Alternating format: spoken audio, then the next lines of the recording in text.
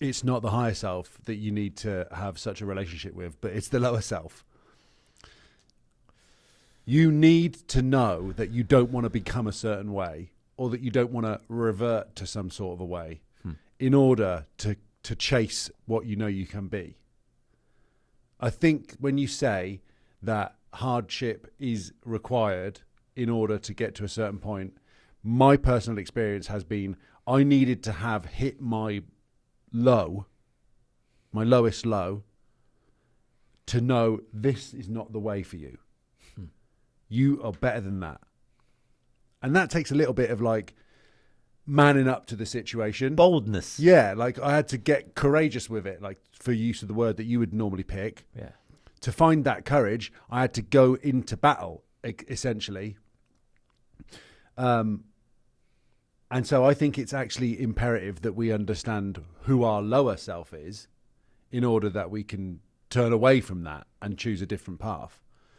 And for my personal example of just having been in England for a period of time, and then knowing that, not that wasn't me being my lower self, but I was able to frame the fact that I hadn't done what I needed to do being the low part of me. Like I should have behaved in a better way.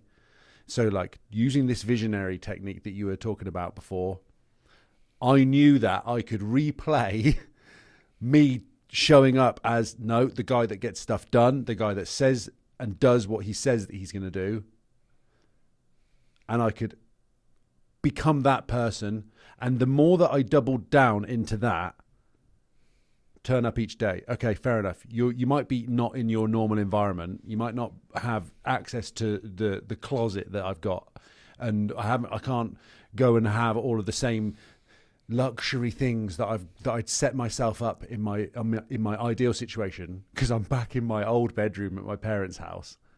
But from that, I can know that if I do this and I do this and I do this, then I will be set.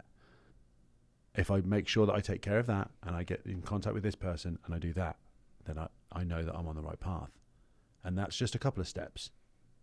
I've got to crawl before I can run.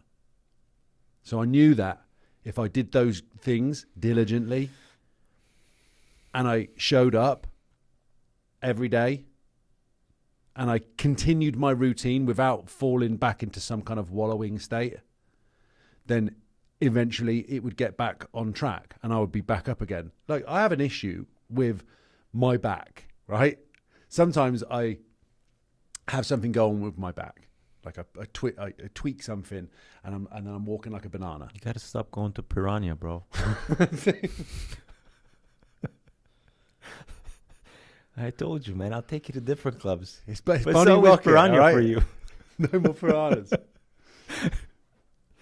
Reason I say that, though, is because it happened while I was home and it was under a period of stress. A lot of the things that we hold within our bodies are primarily coming from a mental state. Like if I've got a bad back, it's because signals are being sent from my brain to an area that I have pain in. But it's something that I can control the mind-body connection with over time. I can actually get better at and know that this stress is causing me this, and et cetera, down the line. Being in those states where I'm allowing things to get on top of me and I'm not taking what I can actually do in these situations and planning out, like, just because my environment isn't fitting what I want it to be or how I believe that it can be, it doesn't mean that I should act any differently within it. I have to still be the same person, whether I'm, sleeping on the street or in a beautiful bed with silk sheets. And that is hard to do.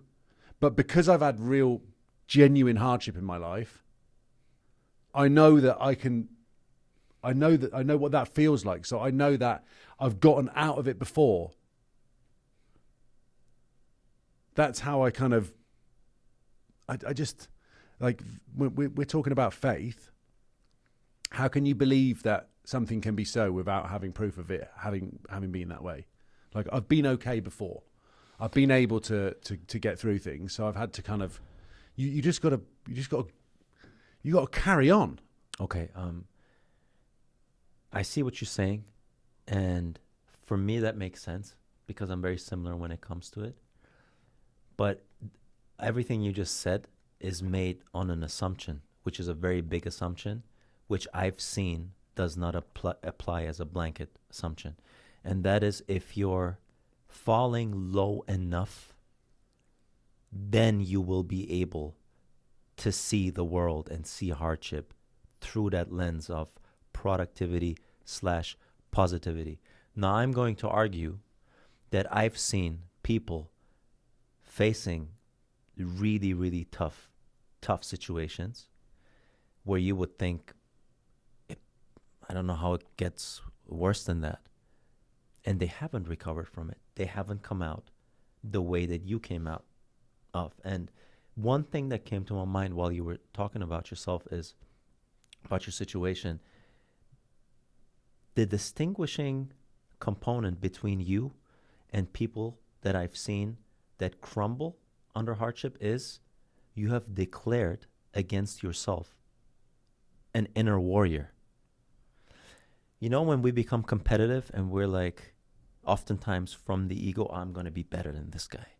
I'm going to be stronger. I'm going to make more money. I'm going to do this. I'm going to be more successful.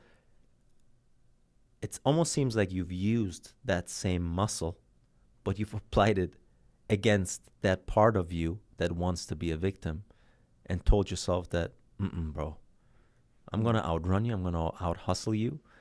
I'm going to make sure I crush you in your seats because I'm going to move ahead doing this, and that. I'm in control, not that part within you that wants to be in control. Yeah. Because we always have that inner fight.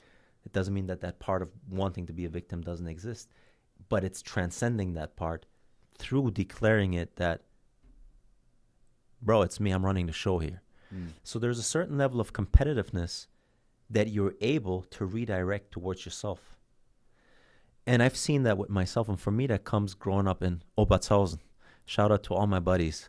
Musti, Tiam, Aydin, Christian, all these guys. So we grew up just playing soccer as kids, literally from age 6, 7 to age 14, 15, 16. It was just who's better. I'm faster. I'm going to score more goals. Then it was like, I'm going to have a better body. I'm going to have the better clothes. It was just competition. I just grew up with competition. So I think part of it is I was blessed, like growing up in such an environment where it's always about being better. But I became aware enough of that capability and how that can be destructive as well, and channel that against that part of myself that wants to be weak when it comes to situations like this, exactly how you described it. So my question is, for someone that might not have this born with intuitive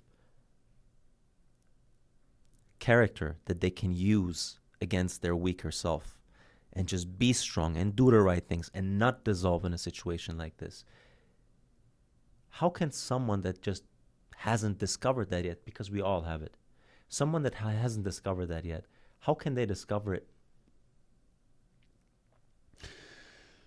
I think that people who haven't discovered that part of themselves, because we all have it, right? We all have it. We're all created equal. So there's always the opportunity to find within yourself. It just takes a little bit of sitting with yourself then. It didn't just appear to me one day. I'm no different than anyone else. Same for you. Same for Joe Smith on the street. You get to it by analyzing yourself to some degree, right? You have to kind of sit with yourself and think about where you're at. And you can't place too much emphasis on things happening to you. There's this, the phrase happening to you and happening for you. I know that can be a bit hard to accept when it feels like things are like on top of each other. Yeah. And I have to some degree, like I'm here recording a podcast, right? So I've lived a blessed life. I'm well aware of that, and that's very different to some people that have had real, genuine difficulties and not had, even a family that has been able to communicate with each other as they've been, growing up or something. But for somebody that doesn't have,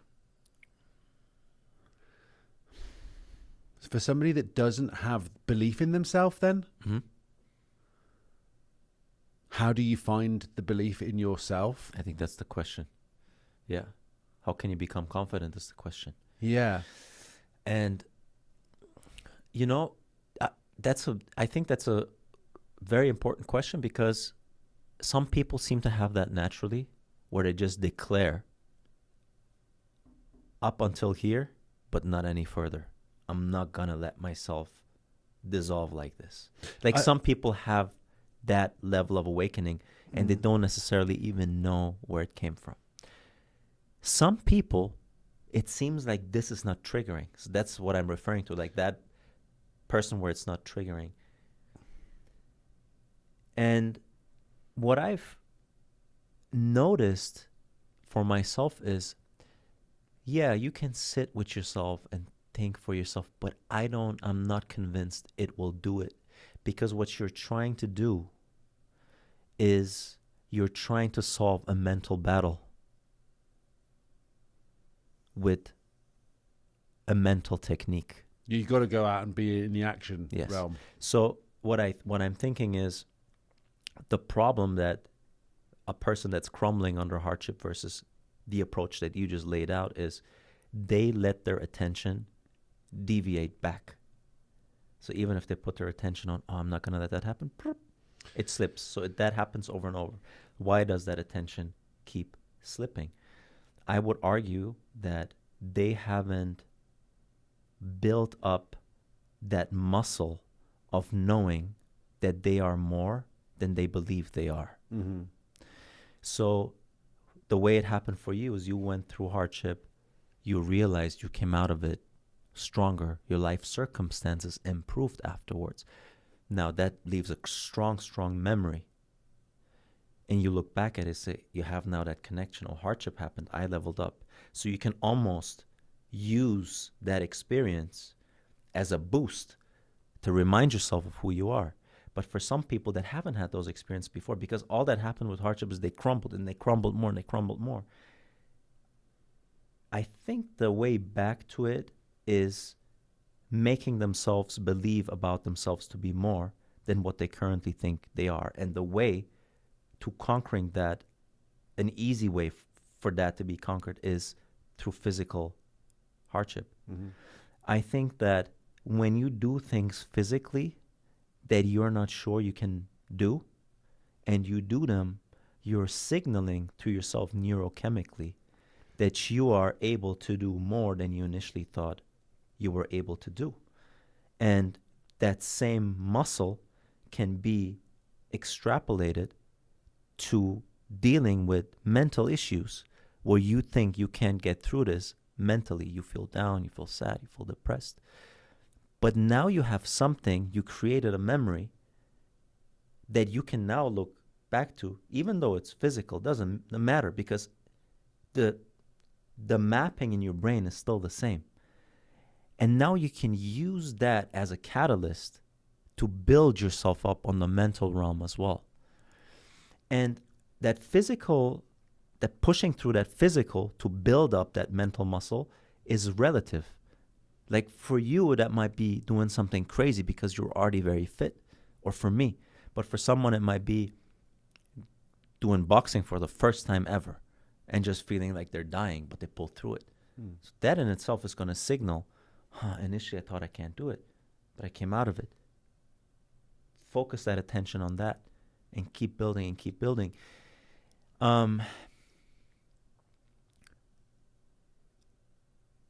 I don't know if you can think of any other strategy to build that resilience.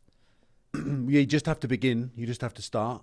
You just got to give it a shot. You got to take that first step. You know, a friend of mine asked me the other day, they're like, everything's going great in their life. They need to make a few changes in this, but they asked me about the gym, and then they're just like, what should I do? And like, it's just like, just begin, just try something. Like, go for a walk to start with. Don't even worry about the gym. Like, you got a membership to the gym and you're not going to it. You know, you got to break past that barrier. But there's a starting point. It's just like, go for a walk for 30 minutes a day. Then, so start. And this is the first step thing is figurative as well as it is literal. You have to begin. You have to try. You have to have enough. And this is the thing as well. Some people don't even have the capacity to try. You know, you'd say to them, like, people know, right? We don't want to be told what to do. We know. Deep down, we know. We know what we need to do for the next step. But it can't come from someone else. You have to realize it yourself. And I think that there's some sort of a barometer of what we're willing to put up with. And at some point you hit your subjective point of no return. Like that's enough. Okay, I'm not going to put up with anymore. And that's different for everyone because it's very dependent on who they are, what their upbringing is, whether they hung out with Musty, you know, like the rest of the stuff. It is dependent on all of these other factors that have built us into the character that we are at that point. So for some people that will be very minor. For some people it will take a lot. But there'll be a point of no return where you go, no more. I can't do that. I have to turn things around. The more I listen to what you say, it's almost like it seems like that's what the ego is meant for, not to use necessarily against other people to think that you're better, grander, this and that, but to use that to tell yourself, bro, up until here, but here it stops. Dude, so you want to be best mates with your ego. Absolutely, but you want to use it wisely. And in this case, you're using it wisely because you're using it against that voice within you that wants to be small and wants to be victimized, right? So I think, you know, part of that, building that part of you is built through, let's say, the physical, but part of it is also built through, like you say, just knowing that you will get through.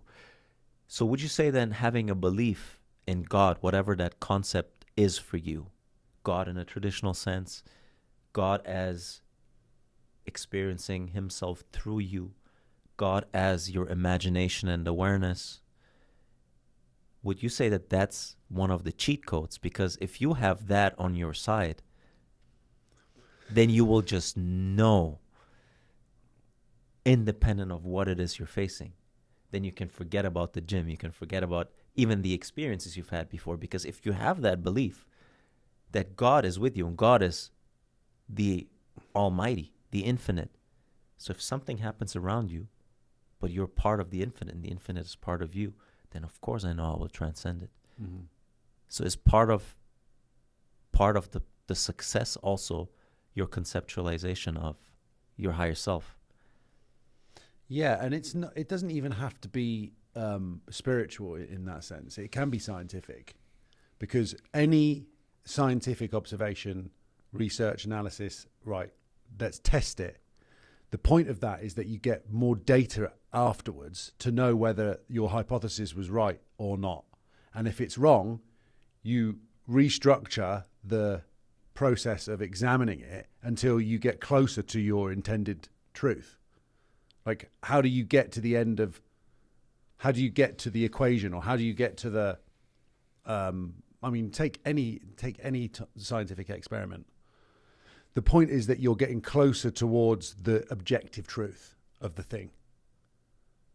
So if your objective truth is to figure out your capabilities as a human, your potential, and how you can get closer to that, and how you can break past a hardship or move forwards through a challenge, then you need to be able to test against yourself in order to progress through that. And it could be as simple as getting through the day and knowing that tomorrow will be a little bit brighter, 1% better.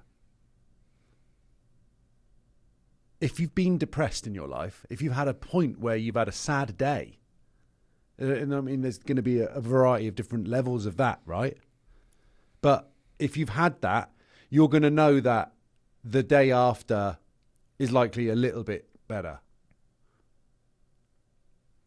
Yes. Sometimes it can just be as simple as, it doesn't have to be, I mean, for me it is, yeah. For me it's a faith in a grander purpose. For me it's that everyone on this planet has the same opportunity to connect with and has come from the same original source. Like, we didn't just pop into existence. We're not created by robots. There is something that we're all a part of cumulatively, and we can all help each other through the growth of that. We're evolving like the universe is evolving. Yeah. And the interconnection of the communication with, or the connection with each other, and the grander picture of it all actually helps that process move forward quicker than to distance yourself from it. So yeah, I will call that God. But I also call that the universe. I also call that me having an open conversation with somebody and being vulnerable and putting everything on the line. I also consider that me asking for help on how to get the focus right for a camera. Like, you have to be prepared to be a bit of an idiot sometimes and be like, I don't know, help me out. You have to talk. You can't figure it all out yourself. I've tried that. I failed massively. It's just impossible. You can't take everything on your own shoulders. The ego might make you think that, and even the word egos gets about like a bad rep. Like, that doesn't need to be a negative thing. It doesn't like, you have to actually take that and realize, oh, everyone's got an ego, so it doesn't need to be a bad thing. It's if you use that in some sort of a way where you're placing yourself above others, then yeah, you are using it the wrong way. Mm-hmm. It's an even playing field at all given moments, and you can have such a different kind of feeling. And talking of peace, like, if you go through your day approaching everyone with the same kind of feeling of like, how you doing, mate?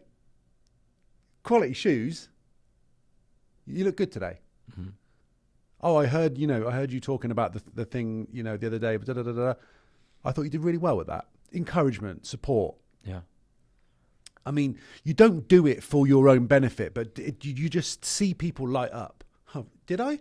Oh, okay. Thanks. People don't normally experience that. It feels good to allow people to raise them up, to give them a lift.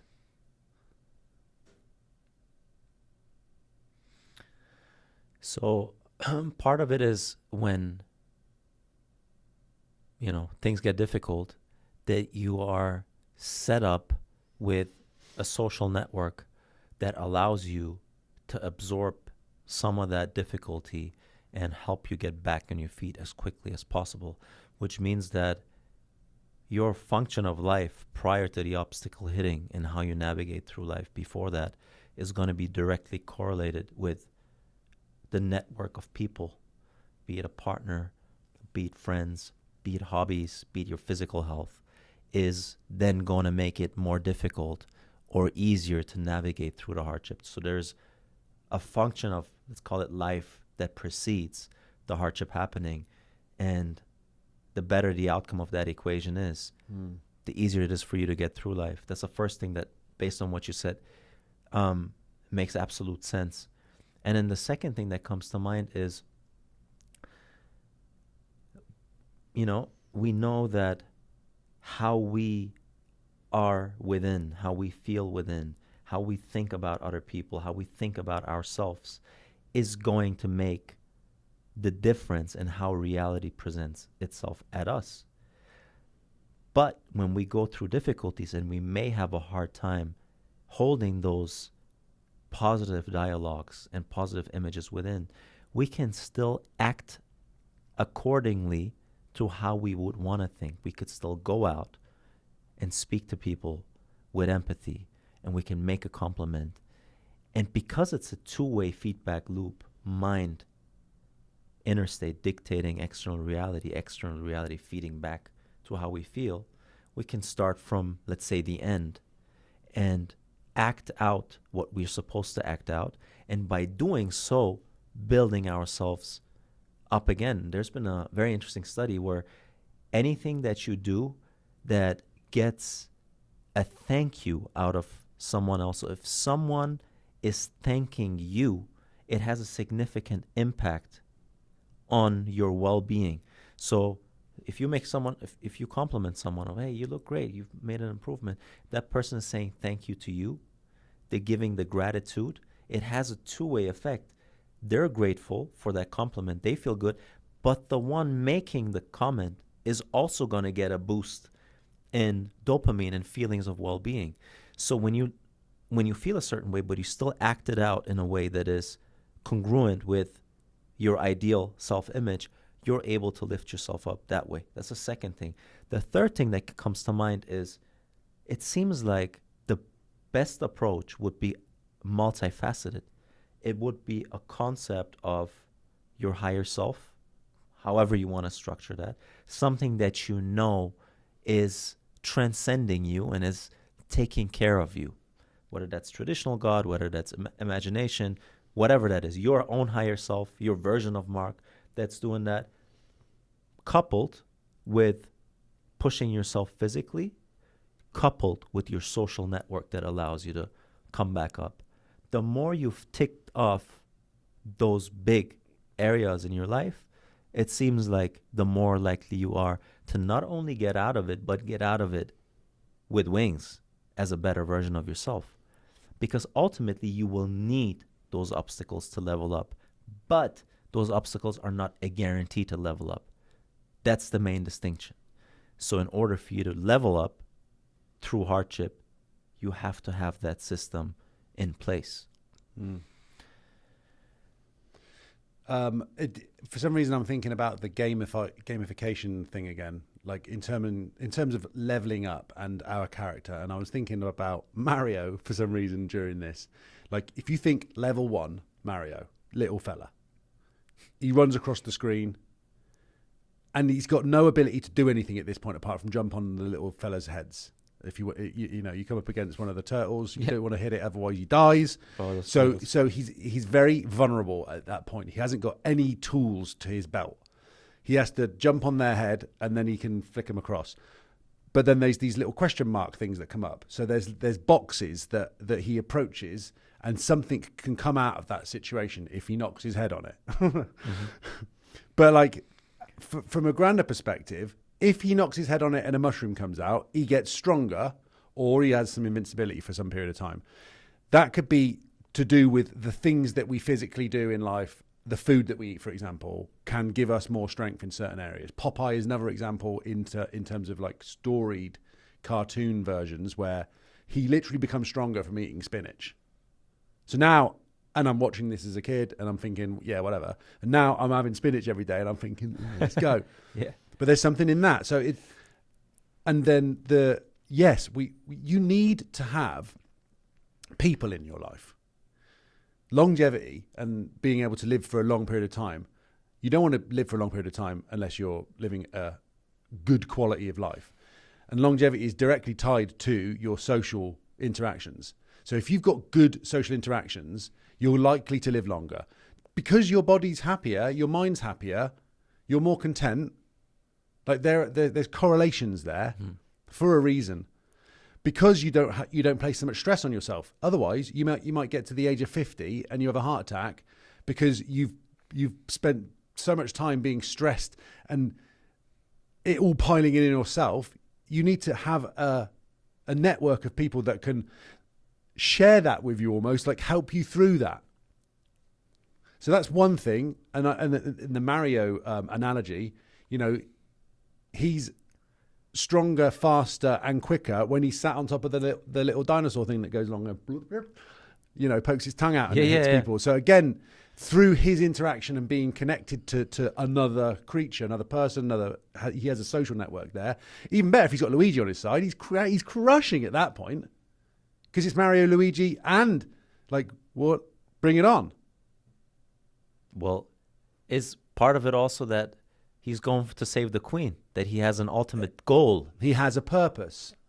He's working towards something. That is absolutely what it is. Because if you think about then faith, you have to be feeling that there's something that it's not about what can I get at the end of this though. It's more about my direction is towards this because this is my meaning.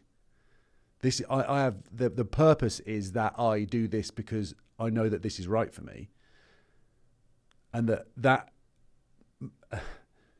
behaving and acting in this way, being this version of myself, having responsibility, being accountable to that, showing integrity, being humble, like all the things that we know inside that we should be. Yeah. If you do those things, you have the end of the day feeling of peace. You have the end of the day feeling of fulfilled accomplishment. Right. So I think coming back to having a goal or desire, I think what you were referring to is like not necessarily having an external expectation that drives you, but more of an awakening and identification of who you are in the process of becoming, going through that. I would argue that yes, not having the expectation, but wanting to wake up to your own abilities and who you are is probably, no, is most definitely the better way to go about it than having the expectation or the eye on an end goal and have that driving you. But I would say that expectation of an external goal is still better than having nothing. It almost seems like some people that I see, and I have one specific person in mind when I speak about that just never recovered, and he's now late 60s, just had hardship after hardship, became victim after victim after victim. I think if he just had some type of external goal, I want to become a millionaire. Take something simple. I want to drive that red Ferrari. Maybe that would have been enough to drive him and push through that. Ideally, it would have been, let me wake up to who I really am, to my infinite and heroic being. Like that would be something that most definitely is going to carry you through the craziest things you can think of. But if you don't have that connection with, let's say, your spiritual self, it could be as simple as having some life goals, man, that can carry you through it. Yeah, I think we probably all know somebody that has gotten the rough end of the stick, and people respond to different things in different ways. I don't know what the answer is for any individual person. I think you can only figure that out for yourself. You know, we're all going through our own version of whatever the thing is. My encouragement to somebody that doesn't know how to deal with it, whatever they're going through, would be to communicate to someone that they feel comfortable with, that they feel won't judge them, that they feel can provide a listening ear without a response. It's almost like you want to be able to share the burden somehow without feeling like you're going to get some sort of advice from it. Mm-hmm. In any type of situation that, because again, I'll go back to the same thing. Like inside, we know what we need to do. It's not about, I don't need someone else to say, well, you've got to do this, because I do know that deep down. What I want is someone to say, it's going to be okay. You're going to get through this. That's all you want. And that goes back to, I think, having those people around you when shit hits the fan. Like, for example, when this happened with you, you know that I would not even let you get to the point of dissolving. I know that you would do the same with me. Like, we have the type of relationship and other relationships where we have, luckily enough, that type of support where we know, man, like we don't feel alone going through it. We feel like we have a wall behind us. So some of that is the work we've put in before that event. Like we've earned each other's friendships. The fact that we have that support system for each other and around us is a result of people wanting to deal with you. And the people that are able to guide you through situations like that, those are people that are very well put together internally. And for someone like that to be around you in your life, you have to be someone that they see alignment with. Otherwise, just by natural selection, you wouldn't be part of their group to begin with. So it's the outlook on life, moment to moment, and aiming upward on all these different levels. Most importantly, your frequency, your internal state, your emotional state, that then allows you to draw people in your life that are of that, let's say, high caliber, that when something like that happens, you have that social network. Because I think that when that happens and you don't have those people, it's going to be very, very difficult, because all you are in that moment, let's say, to other people, is almost a burden. If you don't have people that are already close to you, that feel like you are part of them, that they want to do this proactively, those people might be there for you once or twice, might have a coffee with you, but ultimately you're not going to feel that deep level of support. And then you can go the professional route, maybe a therapist and whatnot. That might help a little bit, but still not the same thing as having people around you that you feel like, dude, these are brothers, sisters, and family, you know? Mm. And that's the thing as well, because when you're in that place, you really do feel alone. Like there isn't, and like, if you've ever been really down in the dumps, you second guess everyone's motives as well. You're like, you just use the word burden. That's exactly how you feel. You're like, I don't want to put my problems onto other people, and why would they care anyway? You're like, I might as well just finish this off. Mm-hmm. There's no point. I don't want to be here anymore. It's very hard to get out of that feeling. And you may not even want to talk to anyone. How do you get through that? Because it is, you have to speak to someone else at that point. You can't convince yourself out of it. Yeah, you can go to very dark places, and the more you allow yourself to spiral and spiral. Some people are just good at capping that and not even letting the spiral take a life of its own, and some people are not. But like there's a phone line in the UK called the Samaritans. Yeah. Which you can call, where you can be kind of disconnected from it being like, 'cause some people you wouldn't even want to talk to them face to face. You just need to feel like you can speak to someone who doesn't know who you are, Mm-hmm. that will listen. And that's all you want them to do. It's almost a dark episode, isn't it? But like, you want to talk to somebody who's not going to judge you, just going to say, it's okay. It's okay. Yeah. Breathe. It's going to be fine. Yeah. And just try and get through the day. Get some good sleep. Like a lot of the time when you over catastrophize is because you're not sleeping very well, and that stress leads into you not being able to sleep very well, and that's a horrible place to be. mm-hmm. But there's things that you can do to help yourself in those situations, and it does start with really honestly taking care of yourself. And I think that's where like a relationship with the transcendental is so powerful. It's because you are creating that voice of you're okay with yourself, Mm-hmm. on autopilot, accessible 24/7, Ever present. Yeah. independent of anyone else telling you that, because Yeah. you've already established that relationship. But if you don't have that real relationship with your higher self, and a lot of times, we want to be good. We do our prayers, do our meditation. We might even go to church, might even go to Bible study, or whatever that is. Same for other religions. But it's detached from that feeling with the higher self. It's being religious by the mouth, by the word.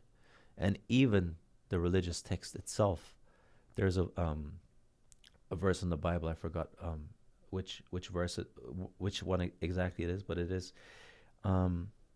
where God says, so many people worship me with their mouths, yet their hearts are so far removed from me.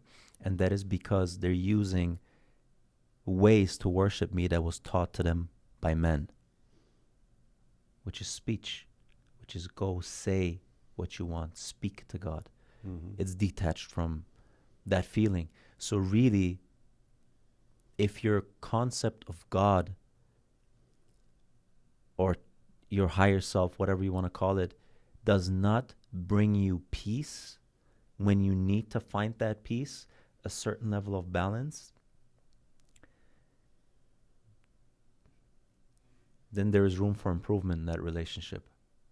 Because what does it really help me if I say and I speak and I do all those things and I go to church and, you know, but when something happens, something hits, and I'm completely devastated and I'm not able to rely on that relationship, then that's a relationship with the mouth, not a relationship with the feeling and the heart. And the more you can actually establish a relationship, a real relationship with God, the more you're going to be able to find peace. Like that, I feel like one of the hallmarks of knowing how good your relationship with God is your faith and your belief able to bring you peace? Mm-hmm. And if not, what can you do to actually establish that? Yeah, because it's like, again, you call it the higher self, but it's the inner knowing. It's the feeling of, you could quiet the mind, and you can do this with your eyes closed. Like often prayer is with your eyes closed, right? So you take away the traditional senses out here, and you just sit in quiet and listen. And it's the listening bit that's important. My dad reminded me of that, because you can go to church and you can be all up in the worship, and it can be like and it's all there, but especially in Vegas. Yeah, right. It's a proper show here. But my dad's like, that's great, but you know, it should be, you know, you should be able to have quiet time where you're listening. And I'm like, and I got defensive when he said that to me, and I'm like, yeah, Dad, but obviously, you know, thinking that he's all dusty with it, because church in England is completely different, and it doesn't have that element to it. I'm like, yeah, well, everybody has people worship in different ways, and et cetera, et cetera. And then I got to thinking, and I was like, no, but he's right though. Yeah. You need to have moments where where again, the disconnect kind of thing, where you sit and you just are right, disconnect, right, okay, let everything sort of. If I just sit for a second, am I breathing? Yes. Is everything okay? Yes. Have I got food? Yes. Am I wearing a nice shirt? Yes. Those things, though, when you actually add those yes ladders up and you realize, hang on a minute, I can get through this. Like, I've got the bare minimum. I'm breathing, I'm alive. Then a voice can speak to you. Now, we were discussing where this voice comes from. It's part of your inner monologue, inner dialogue, whatever. Your connection to the thing where you came from, the lineage back all the way to the beginning of the wherever we popped into existence from, like when we woke up. It's that can say to you, hey, Puya, it's all good, baby. You got great biceps. Carry on doing what you're doing. Act well. Be compassionate. Look out for yourself. And it's a calm, quiet, and peaceful voice that reminds you where you're at, and that it's all good, and that if you carry on doing the good thing for yourself, that spills out, and you'll be able to then give so much more to other people that are around you. We know inherently what's good and what's bad for us. We don't need to be told by anyone else. And if we are told, we're not going to like it. Like you saying to me this morning, make sure you got your laptop open. I didn't like that. Because I'm like, you make sure you got your laptop open. That's because you're a disagreeable fella, bro. Yes, this is true. And I sat into my car and I laughed and I thought, that's on me.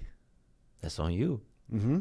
Especially considering that it's for your good and it's for our good. 100%, dude. But I still noticed that resistant side of me. I noticed it when I was 2 years ago. I went to Burning Man. Mm-hmm. Same sort of thing. And I wrote down in my notes when I came back, I don't like being told what to do. However, when I do what I'm told, I usually feel better for it. So if I can connect with God or the source or whatever we want to call it in any given moment, if I can sit and be still enough to listen, Yeah. I'll get some goodness from that. I'll get some pearl of wisdom where I can go, yeah, you're right. And I need to give him the glory, and I need to move forwards this way. And it's pretty simple once you allow that voice to come through. But we're so concerned with doing the things that we want to do our way that we often block that voice out, or don't even ask the question to receive the answer. Well, I think what you said, the absolute prerequisite for that is stillness. And in the Bible there is, be still and know that I am God. So you need to be still in order to experience God. So what does it mean to be still? It means shutting off your 5 senses and to just go into that void, into that blackness, into that nothingness. And from there, become, from being something, becoming nothing. And from there, you're going to get to the state of pure awareness, pure consciousness. And from there, you can observe a lot of things. Like something that I love, and again, it's that game-like mentality. Every time I feel, especially something negative, immediately now I'm like, let me dissect why I feel like this. Let's say the same thing that I told you earlier, like make sure your laptop's open, and you react like that, you feel like that. When you start training yourself, the logical conclusion would be, let me actually ask myself, why did I feel? Why did I have a problem with him telling me that? I mean, that's for you to figure out. That's why I'm saying, like, I'm a mirror for you. You're a mirror for me. Everyone is a mirror for each other. And I know what that is as well. That what is specific, because I'm bossy. I'm a bossy person. So I don't like it when someone else tells me to do something. Like, I thought to myself, he didn't even say please. That's what I thought. Do you even know how you text me sometimes, bro? I know, dude. I know. And I know that's an immediate lesson in the moment of like, hey, settle down. Like, why am I getting my...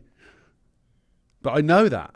And I knew I'm being transparent and telling you about that particular situation because you know what, that made me laugh. That I was like, oh, this Persian guy, like, telling me what to do, he's so bossy with it. And I was like, and I laughed to myself. I stood there with both of our coffees. Yeah. And I'm like, it's because I'm seeing that side of me from you and I'm taking it that way because that's who I am. I'm a bossy person. Do that. Well, would you say maybe it even almost poses a threat to who you believe you are when someone else is interacting with you in that way? Does that cast a certain doubt maybe about your own bossiness if someone tells you that? Does that pose a threat? I don't know if it posed a threat. It was more, again, this probably comes back down to me being handed things from being the youngest kid in the family. Whereas I'm like, you open up your laptop. Whereas I should just be like, let me get us set up and ready for the thing. My pleasure. Like, you set up the call, I'll have my laptop ready. Like, my response should have been that. My response should have been, absolutely, bro. 100%, I got you. Coffee be ready when you get here. Not, I'm still in Earth. Might not be able to do that. You know? It's bad. It's a bad response from me. I'm sorry. I appreciate that. I needed to say that. No, I appreciate that. But this is why I think we align so well. It's because we both know that there is that part of us, and yet we're constantly trying to improve those parts of us. And by knowing that you can tell me that, I can tell you that, we're actually improving that. Like, you just saying what you just did, that's going to make sure you're going to get better at it and better at it and better at it. When I say better, I say more aware. Doesn't mean that it's not going to happen again. It's being aware of the fact that it happened and why that happened. And it's the same thing for me, man. You know, a lot of times you messaged me when you were in England. And bro, I have a strong ego, man. A very strong ego. So being able to have that ego on the leash rather than it running around like a freaking wild horse, that's one of the things that I prioritize because I know how much benefit I will get out of that. But a lot of times when someone speaks to me in a certain way, I need to bite my tongue, or I just don't respond for some time just to make sure it's not overloaded with those emotions that I'm feeling at that moment. But ultimately, every time this happens, the quicker I can switch the flip and be like, why am I feeling like this? Okay, so he's telling me this, like say in your example, he's telling me, why is he not doing it himself? First thought would be, well, why am I feeling like this? I'm feeling like this because feeling like I'm being told what to do, and he's looking at me like I'm some servant of him to do that, right? Why am I thinking that when he says that? Well, because probably a part of me thinks he's a servant of other people. So that part of me has just been exposed. So it taps into that level of insecurity that we all hold about ourselves. And so you uncover that by telling me that. And that allows me to realize that all you really are for me is a mirror to flash that light onto that inner void that is up to me to fill. So that ultimately will change the way I look at you from being resentful to being grateful. But it's going through that process. And it needs to be communicated. Again, the more that those things are mentioned, you not in the moment, right? Like, first of all, to make it about this specific thing, I don't want to hold on to this for too long because I've let go of that thing, but I've said sorry. No, but this. But like the point of it being like, one, the practice of realizing my propensity to snap at something is the thing that allows me to kind of just bend back a little bit more and not just relax. Like, he's saying it for a good reason, and you don't read into it as a text message or whatever. That's one thing. Give myself a moment, bite the tongue, whatever you need to do to have a second to kind of not react to something, but just let it, like, see that, like, again, shine the light on yourself. Find that point where you're like, oh, okay, that's why I feel that way. Yeah. He's just highlighting that part of me that I need to know that is there and that needs a little bit of brushing up. That's helpful. It's just hard in the moment. Yeah. But it's always the case. And it wouldn't matter whether you were saying it or someone else. If you take the grander picture of that, nobody likes being told what to do. How do I get better at that? I have to just experience more moments of noticing it when it happens. And the only way I can do that is by slowing down a bit more, finding more stillness in the chaos. Or possibly even changing the perspective and shining light on it from a completely different angle, which is, we both know that on a bigger, higher plane than the three-dimensional plane, there is no separation. So the fact that you think you're doing something for me, or I think I'm doing something for you, by me doing something for you, I'm actually doing something for myself.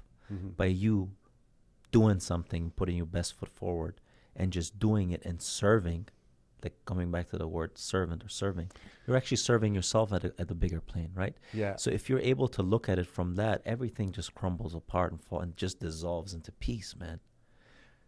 So that's the constant, it's kind of like the constant interplay between, and this is where I think it's to throw in again the definition of the ego self, when we speak about the ego self, all we say is the limited man or woman of the five senses that experiences himself or herself based on separation.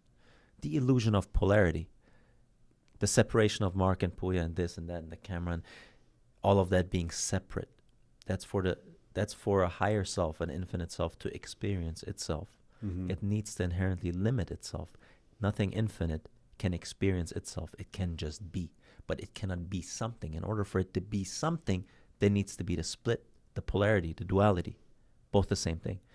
So the moment you realize that you look at something not with eyesight, but with mind side, you're transcending the three-dimensional realm.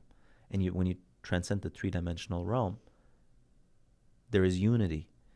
And when you act from your God's eye, you're actually serving yourself by doing that. Mm-hmm. So it's simply, the only difference between those two is becoming aware of it quickly enough. 1, 2, have a concept in place that allows you to know that there is a transcendental plane on which you operate. Because otherwise, none of that makes sense. Yeah, that is absolute facts as well. We've all seen, I mean, you can say transcendental. I mean, if everybody knows that they are their own individual person, you know you're Puya and I know I'm Mark, but I also know I'm you and vice versa. We get that everything is also part of the overall, everyone's seen a picture of planet Earth. If you're able to get that, and they say that astronauts have this feeling when they view the planet, and you can get it in a plane, honestly. If you look out of a plane window, you have calm most of the time, unless you're afraid of flying. But you also have that kind of feeling of like, wow, you're seeing grandness at such a perspective that it's like, oh, okay, it's just all the same though. Yeah. It's like one country to the next. I'm able to get there in a couple of hours, and time is a concept, a construct. So I know that it's all. And if you see it abstracted again from the planet view, it's very easy to see like, oh, we're just one living, breathing mechanism at play. Like it's just trees and seasons, and it's been going for billions of years. It's all good. Everything's there for a purpose. Your purpose is to keep remembering who you are, and to level up with that.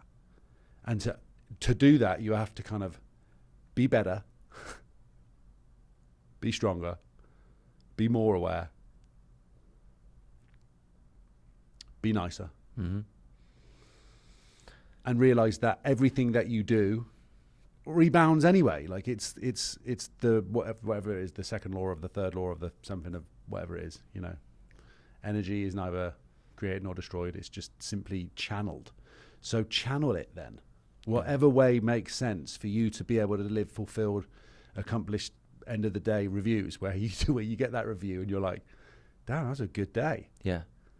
We did all of the things right. Yeah. And for all of that, you need perspective. And for you to have perspective, you need awareness. Mm-hmm. Without awareness, your perspective is always going to be that of your ego self going through the motions. And we're 8 billion different people, so 8 billion different realities. What does that mean? It's 8 billion different perspectives. So part of it, when what we spoke about earlier, when someone tells you you'll be okay, it's a different flashlight shining onto the same object, that hardship you're going through, and telling you you're okay. You're making use of that other perspective for you to feel safe. Mm. So the more aware you are, the more you can play out the different perspectives, infinite versions of that, right? And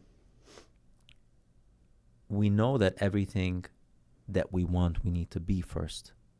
So if we want to be served, we need to serve first. If we want to be loved, we have to love first. Yeah, this is great. Mm. But for you to realize that, I feel, and that's for me, that's an everyday game, man. When the emotional response, you just want to react, but you're not reacting. You're able to respond now because you abstract first, and you try to look from your eye of infinity, God's eye, God's perspective. And then from there, you give it a game-like mentality. Hold on, man. I know in order for me to get, I need to give first. So I need to be that first. So from there, it allows you to just, that's going with the flow. That situation presented itself to you. I'm going to go with it. But I also know that that's the prerequisite for me to get exactly what I want out of it. Yeah. Yeah, that's well put. I don't have a follow up for that. All right, bro. that actually kind of ties it up. Cool. Really neatly. Well, I'm sorry, dude. Bro, you know, I Open love your you. own laptop. Appreciate that as always, man. Nice one. Thank you, man. Thank you.